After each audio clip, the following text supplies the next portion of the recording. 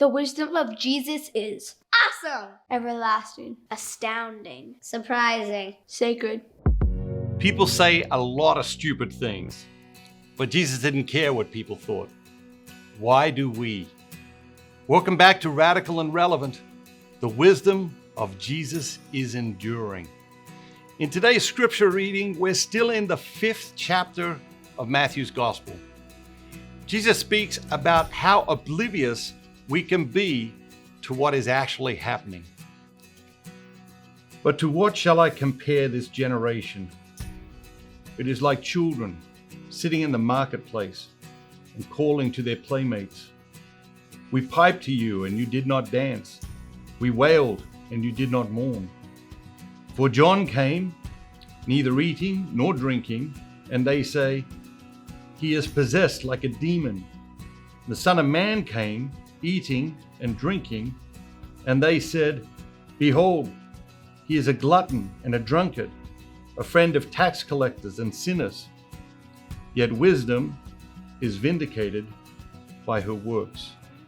Remember, we're looking for a word, phrase, or idea to help us carry the wisdom of the gospel into our life each day.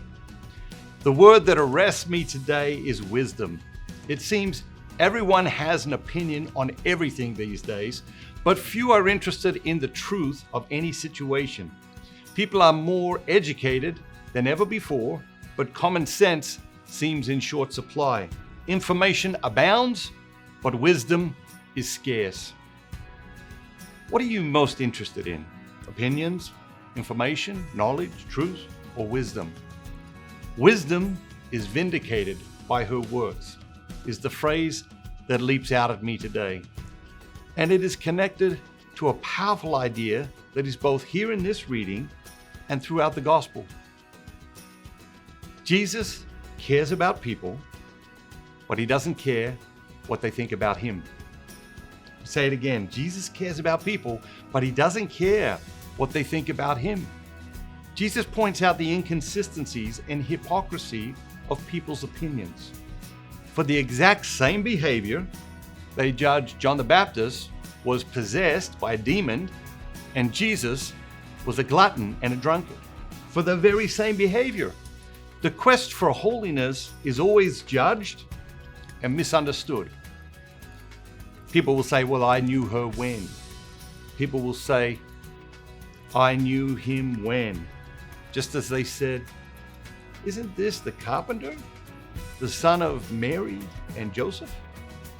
You and me, we come up against this type of insanity every day. People say things about you and think things about you and judge you and gossip about you, and contradictions and hypocrisy abound.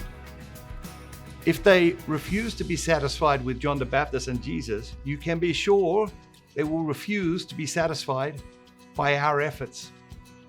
Whenever I explore this topic, the message that I receive is this: say less. In a world where most people have too much to say, and most of what gets said is nonsense, let us use our words sparingly. The wisest person in the room is often the person who says the least, and it is almost always the person who least feels the need to speak. Wisdom is vindicated by her works.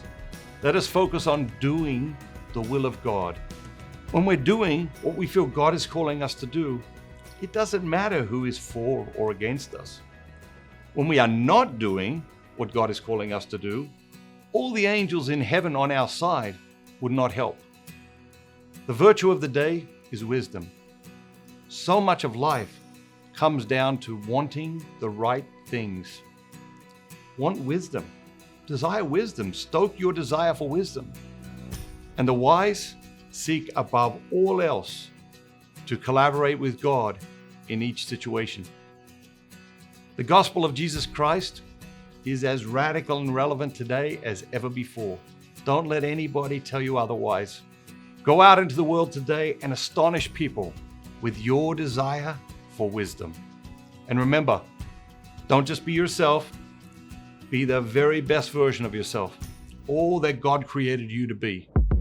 Thank you, ambassadors. You are changing the world. Have a great day. Bye bye.